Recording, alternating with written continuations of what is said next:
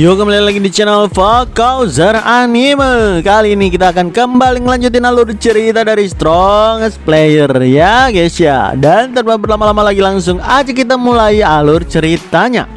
Di video sebelumnya, Jihan berhasil membongkar kedok dari Eunji yang sebenarnya adalah samaran dari Ito Shizuru dan menayangkannya ke streaming Battletube yang ngebuat netizen Korea menjadi heboh seketika.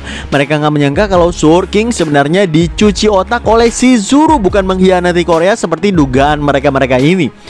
Jihan pun maju menyerang Akari sambil bilang, "Bayangan ada di pihakmu, katamu. Jangan bercanda. Kebetulan sekali aku juga sama," kata Jihan yang mulai mengaktifkan gift terbarunya, Moon Shadow dengan rank SS yang bisa memperluas area penguasaan bayangan dan penyerapan bayangan musuh.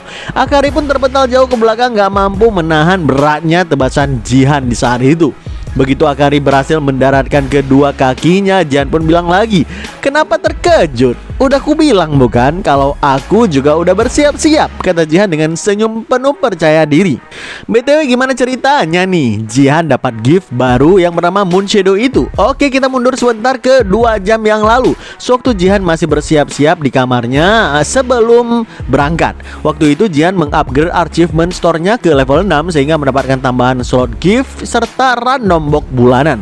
Sebagai mantan pecandu judi juga, gacha random box pun pasti bikin Jihan cukup penasaran. Begitu Jihan membeli random box tersebut yang kebetulan lagi tinggi chance muncul gift, ternyata dia cuma mendapatkan gift ampas dengan rank A berupa agility. Tentu aja Jihan kesal sih ngelihat gift tersebut.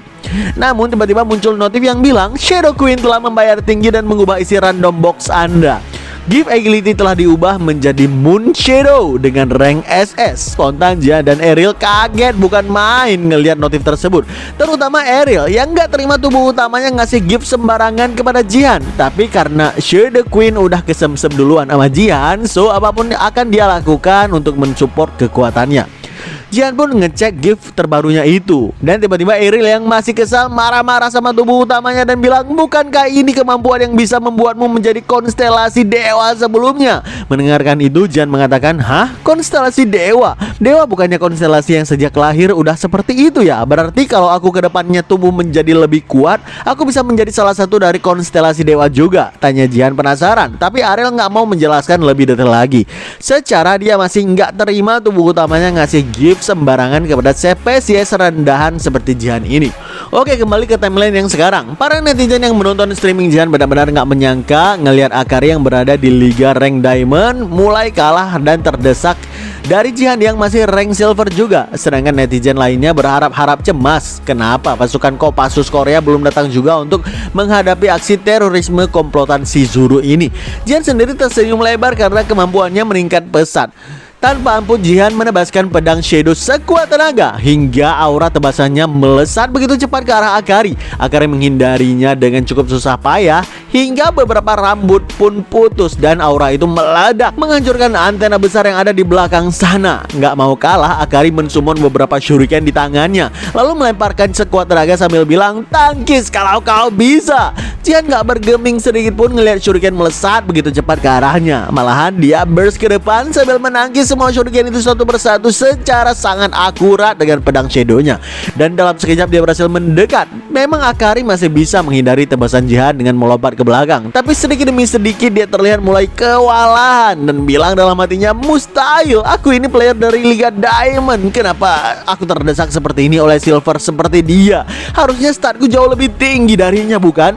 Pertarungan pun berlanjut dan makin berat sebelah untuk keunggulan dari Jihan. Dari atas sana terlihat Shizuru terus mengamati pertarungan mereka dan dia bilang dalam hati, "Semua ekspektasiku salah. Meski aku sampai menggunakan Akashi Pack untuk mencuci otaknya, dia melenyapkannya dengan mudah. Bukan itu aja, Akari yang player Liga Diamond juga sampai terdesak seperti ini. Aku gak menyangka rencanaku akan hancur olehnya. Kalau udah begini akan ku bawa kau apapun bayarannya, Seong Jihan," kata Akari yang benar-benar sangat kesal. Shizuru berteriak, "Gato Akari, aku akan mengeditmu dan menghilangkan restriction-nya." Tiba-tiba mata Akari pun bersinar terang dan dia menghempaskan aura pekat yang jauh lebih besar dari sebelumnya. Ngelihat itu Jihan mulai berkeringat dan bilang, "Apa lagi nih?" Oke, sedikit informasi. Restriction adalah sebuah sistem selama masa tutorial Battle.net yang membatasi kemampuan seorang player. Sistem ini ada untuk mencegah player menyalahgunakan kekuatan mereka di kehidupan nyata. Tapi Ito Suzuru memberikan Akari kemampuan untuk mengabaikan restriction dalam waktu terbatas, sehingga Akari yang sekarang adalah mode terkuatnya di rank diamondnya juga. Errol mengingatkan Jihan untuk berhati-hati pada player yang udah diangkat restrictionnya. Dan jujur Jihan gak menyangka kalau si Zuru ternyata punya kemampuan lain yang gak sebatas membuat orang terpesona. Para netizen mulai heboh, dan diantara mereka ada yang begitu yakin kalau Jihan pasti akan kalah total ngelawan Diamond yang udah diangkat batasannya ini. Sementara itu Haeyeon pergi ke TKP naik mobil bersama Gaeong. Dia benar-benar marah udah menerima Eunji si penipu itu. Sambil terus menonton streaming dari Jihan, Haeyeong bilang dalam hati, meski kekuatan Tuan Seong di atas rata-rata, secara alami statnya lebih rendah daripada player Liga Diamond. Kalau ditambah dengan batasannya diangkat juga, sesuatu yang lebih buruk bisa-bisa akan terjadi. Saat ini terlihat Akari mensummon kunainya dalam jumlah yang banyak dan melemparkannya sekaligus ke arah Jihan sambil berteriak, "Apa kau bisa menahan ini semua kali ini?" kata Akari sambil mengerahkan illusion kunai yang melesar secepat kilat ke arah Jihan. Dengan wajah yang berkeringat, Jihan terlihat mencoba sekuat tenaga menahannya dengan barrier force-nya. Sayang barrier itu masih bisa ditembus oleh kunai Akari, sehingga sekujur tubuh Jihan pun terluka di mana-mana. Jihan bilang dalam hati menggunakan force pun masih belum bisa menahannya sepenuhnya ya. Memang setidaknya bisa mengurangi kecepatan kunainya. Jadi daya rusaknya sedikit berkurang, tapi situasinya bisa makin bahaya nih kalau begini terus. Sementara itu Akari sendiri juga terdiam kaget ngelihat Jihan masih bisa selamat dari serangan terbaiknya. Masalahnya sisa waktu pengabaian batasan cuma 3 menit lagi. Dalam hatinya Akari bilang, waktuku gak tersisa banyak. Dia harus segera ku kalahkan sebelum batasanku kembali. Sepertinya dia bisa memanggil Shadow Sword dengan lengan kirinya ya. Makanya kali ini Akari pun mensummon katana dan dia bilang, lengan itu, maaf, tapi aku harus memotongnya, kata Akari sambil mengaktifkan tebasan Ghost Slash-nya. Seketika aura tebasan pedang melesat begitu cepat dan bahkan Jihan sendiri gak mampu menghindar, sehingga lengan kirinya pun putus diikuti gedung tinggi di belakangnya yang hancur terbelah dua. Ngelihat itu Akari pun bilang dalam hati, kau memang cukup kuat untuk seorang silver, tapi tanpa lenganmu itu maka apa yang bisa kau lakukan lagi? Apa kau bisa mensummon pedang Shadow lagi? Akhirnya batasan Akari pun kembali setelahnya. Dia puas berhasil memotong lengan Jihan sebelah. So dia yakin Jihan pasti nggak bisa melawan lagi sekarang. Makanya Akari pun meminta agar Jihan menuruti permintaan si Zuru. Tapi tiba-tiba matanya terbuka lebar karena ngelihat ada bayangan pekat yang memegang kakinya hingga nggak bisa bergerak. Dan tiba-tiba Jihan pun bilang, harusnya kau mengincar tubuh atau kakiku. Lagi pula bagian-bagian itu gak bisa kuciptakan ulang dengan bayangan. Ya kalaupun dari awal udah berniat diincar, aku pasti akan berusaha keras menghindarinya juga sih, kata Jihan yang berhasil membuat lengan kirinya kembali. Dan seolah sengaja membuat Akari fokus mengincar lengan kirinya agar sisa waktu batasannya terbuang sia-sia. Lalu kali ini Jihan pun ngeluarin tombak Phoenix-nya sambil bilang dengan lantang, oke, karena kau melakukannya dengan serius, gak sopan kalau aku menanggapinya dengan sebaliknya, bukan? Kata Jihan yang udah bersiap melemparkan tombak yang udah dilapisi aura defense yang cukup pekat. Tanpa ampun Jihan melemparkan tombak itu secara full power sehingga melesat cepat kilat menembus udara dan langsung mengarah ke wajah Akari yang ada di sana. Sontak Akari panik ngelihat lemparan tombak dahsyat tersebut dan terjadilah ledakan dahsyat di gedung lantai atas yang ngebuat lantainya hancur berkeping-keping terhempas kemana-mana. Sayang begitu ledakan itu mereda, ternyata Akari masih bisa selamat dengan luka yang cukup parah di sekujur tubuhnya. Ngelihat itu lagi para netizen terlihat bereaksi dengan berbagai macam. Ada yang kecewa Akari gagal terbantai, ada juga yang kaget ngelihat Akari bisa selamat menghadapi serangan sekuat itu dengan batasan. Ada juga yang shock ngelihat seseorang rank silver dengan kekuatan yang masih dibatasi bisa menang melawan rank diamond yang udah dilepaskan batasan tutorialnya. Dan akhirnya gedung pertarungan pun mulai dikepung oleh helikopter Kopassus Korea. Mereka menyatakan kalau Gato Akari akan ditangkap karena melakukan percobaan penculikan dan kegiatan terorisme. Jadi Akari harus menyerah dan turunkan senjata sekarang. Jihan pun bisa bernapas lega kali ini karena Akari akan dihandle oleh Kopassus. Sekarang dia tinggal buat perhitungan dengan Ito Suzuru yang ada di atas sana. Dalam sekejap Jihan berhasil naik ke atas dengan step petirnya yang ngebuat Take Takeda dan Shizuru benar-benar kaget di sana. Lalu Jihan pun bilang sambil tersenyum, "Kita masih punya banyak hal yang harus dibicarakan, bukan?" kata Jihan, yang ngebuat Shizuru hanya bisa terdiam dengan raut wajah yang tentu aja sangat kesal. Shizuru mengaku di depan Jihan kalau dia udah gagal total dan udah rugi banyak kali ini. Tapi seketika wajahnya berubah tersenyum sambil bilang, "Akari, kita mundur sekarang," kata Shizuru, yang ngebuat Akari mengaktifkan skill spiritualization. Di saat itu pula tubuh Akari mulai menguap dalam kegelapan malam. Tembakan para Kopassus pun nggak bisa mengenainya lagi. Selagi Jihan kaget mendengarkan suara rentetan tembakan tersebut, Shizuru juga bilang kepadanya, "Aku ingin mengobrol lebih banyak denganmu. Sayang keadaan nggak mengizinkan saat ini. Ya, masih banyak kesempatan di masa depan nanti. Sampai nanti Seong Jihan," kata Shizuru dengan tubuhnya juga ikut menghilang seperti menguap begitu saja. Ngelihat itu Jihan kesal bukan main dan dia bilang dengan lantang kepada Takeda, "Hei, jangan kabur kau. Aku ingin dengar penjelasan apa yang terjadi barusan," kata Jihan dengan aura tekanan hebat yang memaksa Takeda patuh pada permintaannya tentunya. Oke, kita pindah ke kediaman Ito Shizuru. Terlihat wajah Sword King benar-benar marah ketika mendatangi Shizuru yang ada di dalam kamarnya. Dengan tegas Sword King menanyakan ke Shizuru, "Apa semua yang dikatakan Jihan di streaming itu benar? Apa aku nggak cukup baik hingga membuatmu merayu pria lain? Dan apa benar kau menggunakan skill charm kepadaku?" tanya Sword King yang urar kemarahannya udah mulai bangkit. Mendengarkan itu, Shizuru pun bangun dari kursinya dan menjawab, "Saijin, kau meragukan cintaku padamu?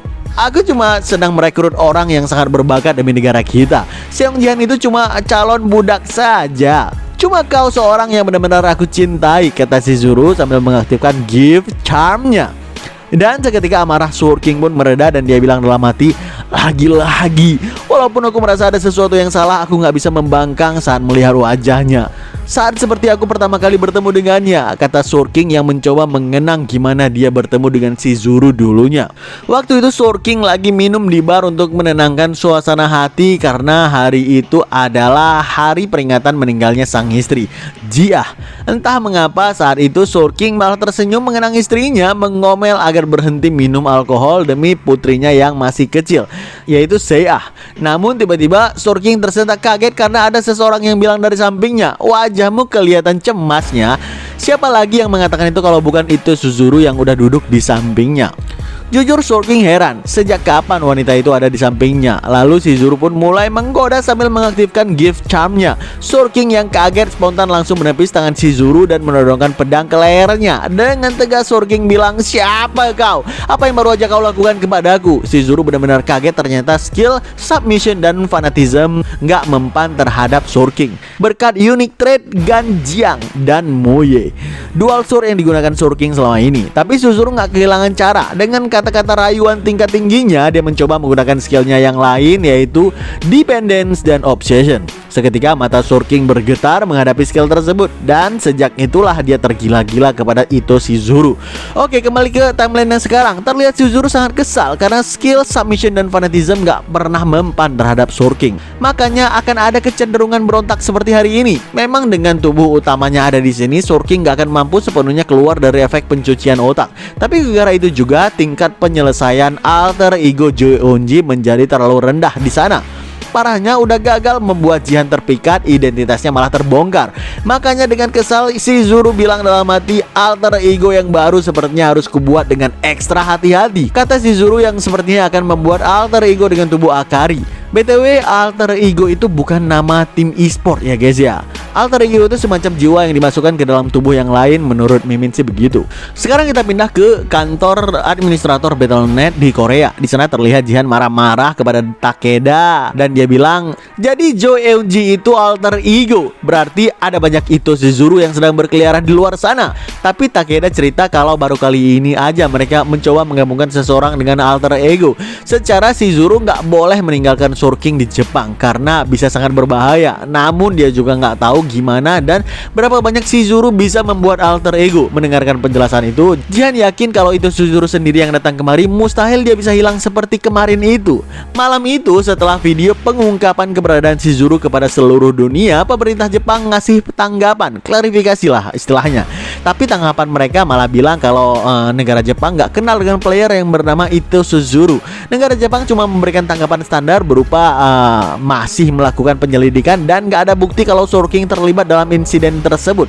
Intinya jawaban untuk menghindari kontroversi dan cari aman. Dari tanggapan resmi dari negara Jepang tersebut, Jihan berasumsi kalau sebagian besar petinggi pemerintahan Jepang dan dunia bisnis berada dalam kendalinya si Zuru, sehingga memojokkannya dengan cara normal sama sekali nggak akan berhasil. Kesal dengan situasi ini, Jihan pun keluar dari kantor admin Battle.net setelah menginterogasi Takeda cukup lama. Dan kebetulan Seiya menjemputnya dengan mobil di luar sana. Seiya juga ikutan marah kepada Jihan karena nggak terus terang dari awal sebelum pergi menjumpai Eunji. Seiya ngerasa dia udah dewasa, jadi udah sewajarnya dia perlu lebih banyak tahu agar bisa mensupport pamannya ini. Dia pun bertekad akan berlatih lebih keras lagi agar nggak terus-terusan menjadi beban. Barulah kemudian Seiya nanya, "Paman, soal ayah, apa paman beneran yakin otaknya dicuci oleh wanita yang ada di streaming itu? Terus pasti ada semacam cara untuk membebaskannya, bukan?" Kata Seiya, yang ngebuat Jihan hanya bisa diam karena tahu Seiya pasti masih menginginkan sang ayah kembali kepadanya. Makanya Jihan mencoba mau menjawab secara gantung agar Seiya nggak kehilangan harapan juga. Tapi tiba-tiba Ariel muncul di samping mereka dan bilang dengan tegas, "Bisa aja pencucian otak semacam itu bisa dihilangkan. Sangat mungkin dilakukan jika oleh satu-satunya dewa dari spesies paling licik di alam semesta ini, yaitu elf." Saya pun kaget dengan jawaban tersebut. Secara Ariel juga mirip dengan elf, bukan? Tapi Ariel menyatakan kalau dia adalah ras Dark Elf, beda dari elf biasa. Jawaban itu juga ngebuat Jihan penasaran. Seingatnya aliansi para elf terlibat dalam aliansi pohon dunia. Bahkan di kehidupan sebelumnya, ras elf melakukan berbagai macam hal demi kelangsungan hidup mereka sendiri. Pada akhirnya, mereka lah yang memonopoli peringkat pertama hingga kelima juga. Menurut Ariel, ras elf sangat berdedikasi kalau soal ras mereka sendiri. Tapi untuk anggota ras lain mereka nggak memberikan belas kasihan sedikit pun. Elf itu sangat kejam sekaligus penakut. Jadi siapa satu-satunya dewa dari elf tersebut? Tanya saya yang makin penasaran di sini. Ariel pun cerita kalau di dunia para elf ada pohon yang berfungsi sebagai pondasi dunia mereka, yaitu sebuah pohon dunia. Pohon dunia itulah satu-satunya dewa sejati dan dunia mereka itu sendiri. Dia mampu melepaskan segala macam status abnormal. Makanya Ariel yakin kalau ayah Seiya meminum teh yang terbuat dari daun pohon dunia, atau jika menyentuh salah satu rantingnya aja ada kemungkinan efek pencucian otaknya akan segera menghilang. Masalahnya membawa hal semacam itu akan menjadi sangat sulit. Penjelasan itu juga ngebuat Jihan cukup kaget sih, dan bilang dalam hatinya, jangan-jangan alasan Sour King mulai bertingkah sangat aneh sebelum regresi adalah karena hal ini. Kata Jihan yang heran kenapa Sour King bisa kalah melawan elf. Ya, kemungkinan Sour King saat itu udah disadarkan dan dia kebingungan. Ya, makanya dia kalah.